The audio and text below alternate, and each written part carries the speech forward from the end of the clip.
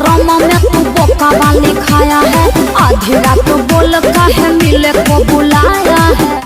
नमस्कार दोस्तों, आप लोग भोजपुरी यूट्यूब चैनल तो बहुत बहुत स्वागत बा।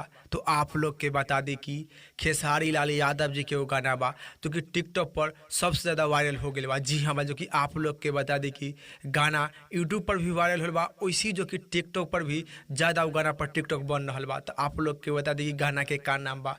गाना के नाम बा हाई हिल के सैंडल, जो कि कुछ ही दिन पहले जो कि आदि शक्ति फिल्म्स के यूट्यूब पर रिलीज किया गया था, जो कि दर्शक लोग बहुत ज़्यादा प्यार दे दिले बानी, करीब 10 से 12 मिलियन व्यू प्राप्त कैले बा।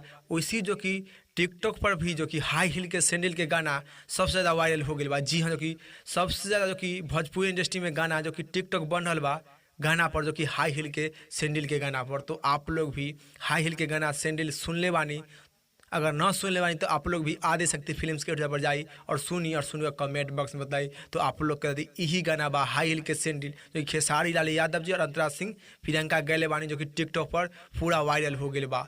तो आप लोग के इस रिपोर्ट के बारे में का जानकारी बा, का आप लोग के विचार बा, नीचे कमेंट बॉक्स में बताएं। इसी तरह से वीडियो से अपडेट खातिर और जानकारी खातिर आप लोग हम इन्हीं के चैनल के साथ बन लाई।